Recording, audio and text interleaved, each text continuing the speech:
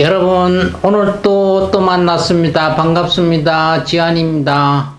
1년 중 98일 되는 날입니다. 오늘 또 그전에는 어떤 사건 사고가 있었는지 한번 보겠습니다. 1911년도 교황 바올 10세에 의해서 천주교 대구 교구가 결성됐던 날입니다. 1970년도 기억하기 싫은 와우 아파트가 붕괴됩니다. 그때 당시 와우 아파트가 무너졌다 하니까 와우 이름 잘못 지었다고 하는 이야기들도 있습니다. 와우 아파트는 서울 와우산 일대에 건설한 시민 아파트입니다. 무면의 건설업자가 가파른 산중터에 와우 아파트를 지었는데 이때 시장이 김현욱 시장입니다. 박정희 대통령한테 그 업적을 보이려고 굉장히 빨리 공사를 하도록 재촉도 했고요. 건설 허가를 따기 위해서 건설업자들이 뇌물을 많이 줘가 그때는 뇌물이 상할 때입니다. 뇌물을 해서 공사 자재를 아끼려고요. 철근을 70개를 넣어야 되는데 70개를 그래야 이 기둥 하나에 70개를 넣어야 되는데 무너진 데 보니까요 7개도 아니고 5개를 넣었더랍니다. 70개에 5개를 빼먹고 65개를 넣은 게 아니고 70개를 넣어야 되는 철근 콘크리트 안에 65개를 빼쳐 팔아먹고 5개만 철근 넣었다. 그게 말이 안 무너지면 이상하네. 그 결과 준공을 해놓고 4개월 만인 1970년 4월 8일 오전 10시 40분께 한 동이 와르르 무너져가지고 사망 33명, 부상 38명의 인명피해가 났습니다.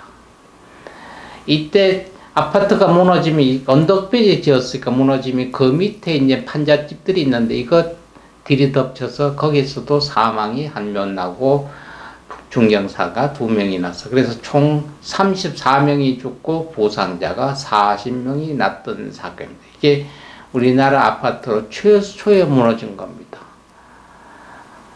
그러니까 철근 50개를 넣어야 70개를 넣어야 되는데 철근 65개를 팔아 처먹고 5개를 넣었다는 그 말이 돼요. 지금도 공사에 그런 게 없다고 믿어야 되는데 그 믿기는 조금 허술해. 왜?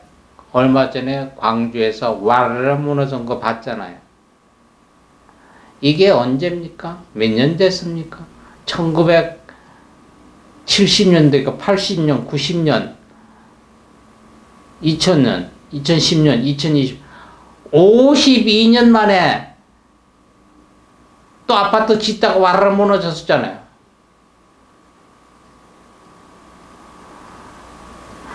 이거는 뭐라고 해명해도 해명할 수 없습니다. 그러니까 공사 감리하는 문제도 정부에서 많이 짓는 게 문제가 아니라 튼튼하게 짓는 게 문제잖아요. 52년이 지났는데도 그게 안 바뀌어졌던가 말이 됩니까? 1984년도 KBS 연예가 중계가 첫 방송됐습니다. 지금도 하잖아요. 그리고 1919년도 한인그룹 회장 조양호 씨가 미국에서 숙한으로 생을 마감했던 것도 오늘입니다. 기념일로는 오늘이 4월 8일이잖아요. 양력. 음력 4월 8일은 부처님 오신 날입니다. 4월 초팔이라고 불렀죠. 근데 양력으로 이게 언젠가는 제가 봤을 때 불교에는 거진다가 음력으로 되어 있습니다. 그러다 보니까 외국에 4월 초파일하고 우리나라하고 똑같은 날이 없습니다. 그래서 언젠가는 이 날도 거진 양력해서 양력으로 통일을 시켜야 되지 않나. 그게 멀지 않은 길에 그렇게 되리라고 봅니다. 음력 1일, 1월 1일 날 법회하는 것도 양력으로 1월 1일 하는 데가 있습니다. 저희 상자들도 하고 있는데요.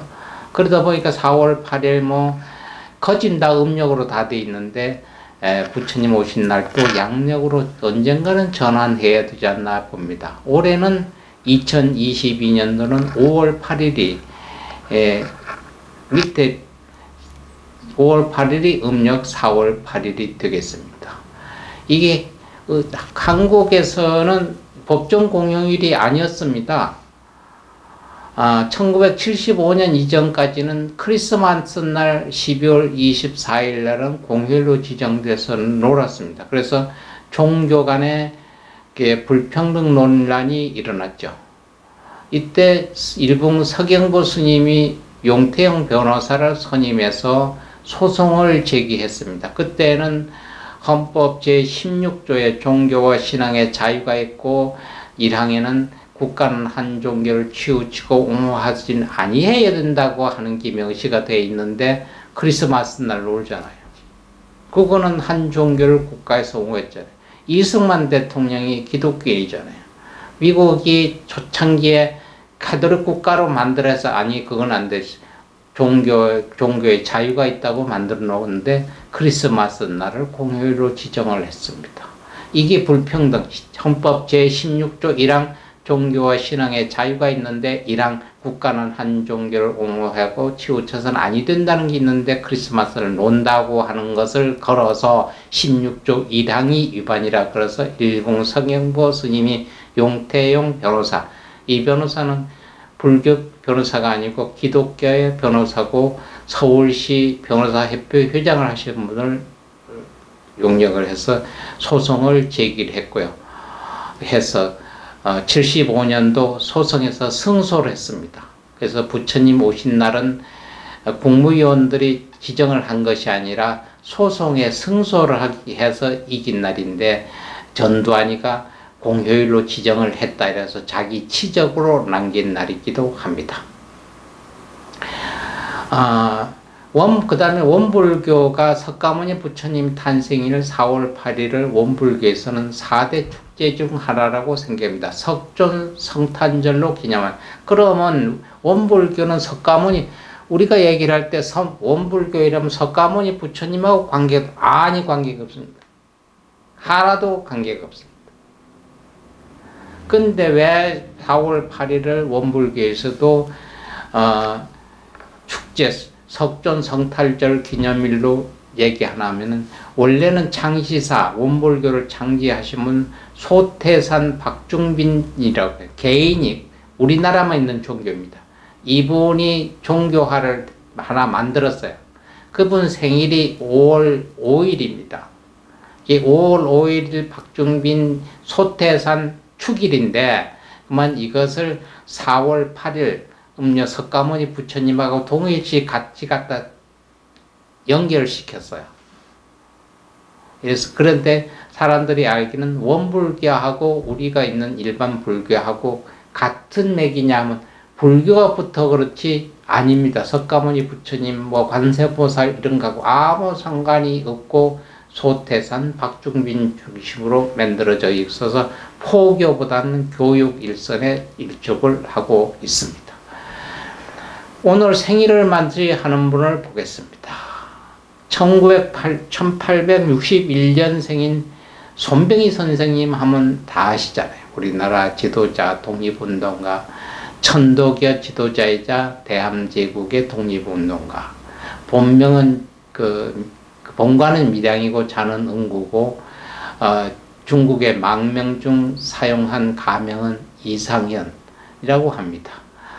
우리 어린이날을 창시하신 소파 선생님 아시죠? 소파 방정환 선생님. 그럼 어린이날 하죠.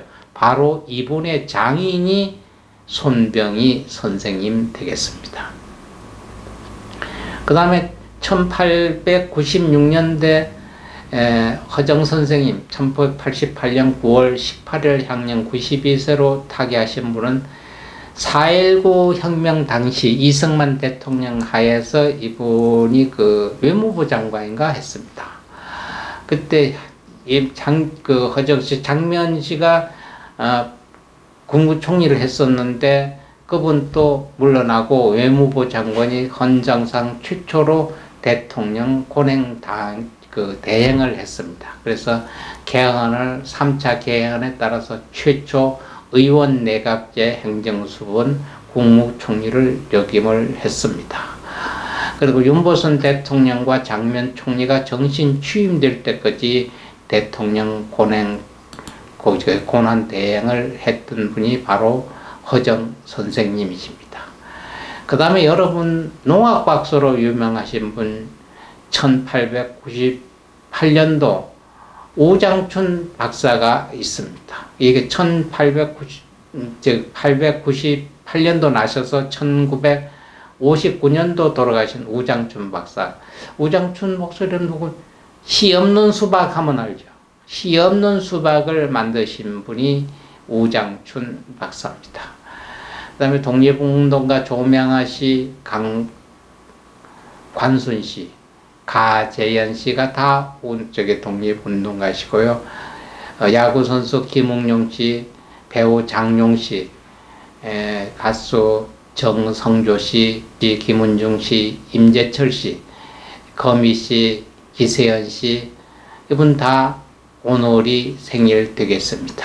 그리고 백성훈 씨, 윤하영 씨, 김승진 씨, 장필순 씨도 오늘이 생일이 되겠습니다. 오신 분이 있으면 가신 분이 있듯이 가신 분들도 유명하신 분이 있습니다. 1801년도 정약용 씨, 1976년도 나서 조선의 실학자이며 청주교의 신자인 동시에 정약용을 치를 정약용 씨의 바로 형이 되겠습니다. 그리고 영원공주라고 해서 조선시대의 왕녀입니다.